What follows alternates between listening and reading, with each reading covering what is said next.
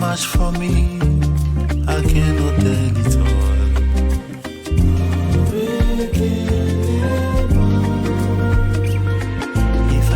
Ma Bible au quotidien, le verset du jour. Jean chapitre 6, le verset 9, je cite. Il y a ici un jeune garçon qui a 5 pains d'orge et 2 poissons. Mais qu'est-ce que cela peut pour tant de gens? Fin de citation, glorifions le Seigneur. Alléluia, mes bien-aimés dans le Seigneur Jésus-Christ. Dans ce verset, nous sommes ici au début du chapitre 6 de l'évangile selon Jean. Jésus traverse la mer de Galilée et une foule immense le suit parce que attiré par les signes qu'il a accomplis. La Bible parle ici de 5000 hommes, sans compter les femmes et les enfants. Autrement dit, on a déjà plus de 20 000 personnes sur place. Et face à cette multitude de foules sur place avec Jésus et qui sont affamés, les disciples ont raisonné en termes humains parce que l'argent manquait.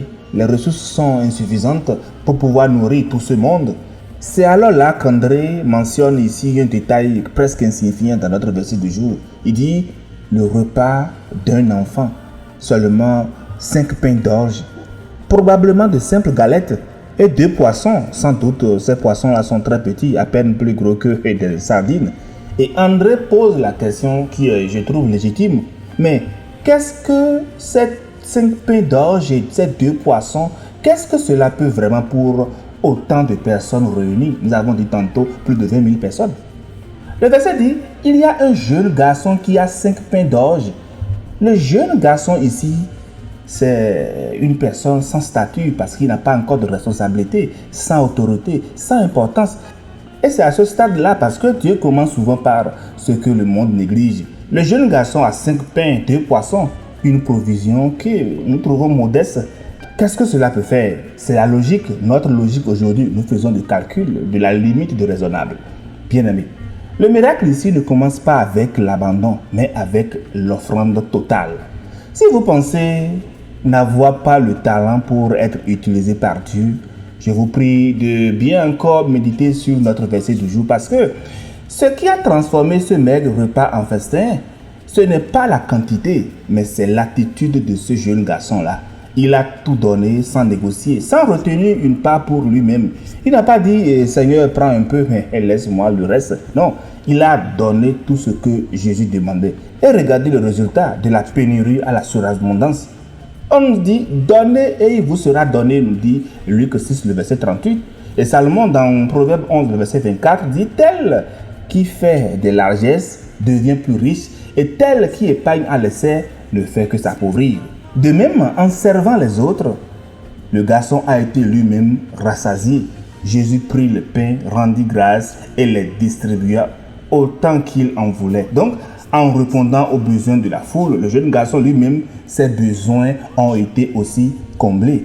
Mais bien-aimés dans le Seigneur, soyons plus honnêtes au travers de ce verset, parce que ce type de miracle spectaculaire que nous lisons au travers de ce verset encore aujourd'hui, je trouve que cela semble rare. Mais je ne le dis pas pour affaiblir notre foi, pas du tout. Parce que donner à Dieu aujourd'hui passe nécessairement par des hommes. Jésus ne nous demande jamais de poser des actes qui mettraient en danger notre entourage, tous ceux-là que nous avons en charge. Parce que s'il ne reste par exemple à un père de famille que 1000 francs CFA pour nourrir sa femme et ses enfants, le Christ ne lui demande pas de tout déposer à l'église en espérant un miracle. L'écriture est claire dans 1 Timothée 5, le verset 8. Si quelqu'un n'a pas pris soin des siens, il a renié la foi. Donc dans notre verset, surtout le chapitre 6 ici de Jean, le jeune garçon n'était pas chef de famille. Il a donné dans un contexte aussi particulier parce que Jésus était présent. Et le message n'est pas donne tout sans réfléchir, mais plutôt de ne pas mépriser ce que nous avons et que nous soyons prêts à l'offrir quand Dieu nous le demande et surtout avec discernement et amour. Parce que la vraie question que nous devons nous poser aujourd'hui au travers du verset, est-ce que nous donnons par la foi ou par pression? Est-ce que c'est vraiment par amour que nous donnons aujourd'hui ou bien c'est juste par peur de manquer? Peut-être que le miracle aujourd'hui ne prend forcément pas la forme d'une multiplication visible que nous avons vu au travers du verset. Peut-être que nous avons notre paix intérieur, c'est déjà bien. Peut-être que nous sommes en santé, c'est déjà bien.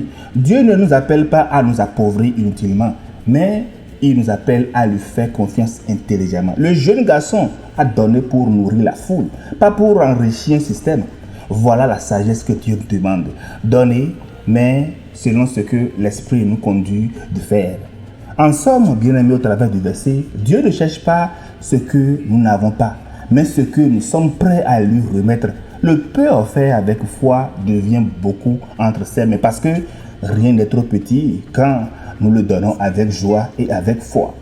Bonne méditation et que la sagesse divine guide notre générosité pour être une vraie bénédiction pour nous et autour de nous. Alléluia. For he has done so very much for me. What shall I render to Jehovah? For he has done so very much for me.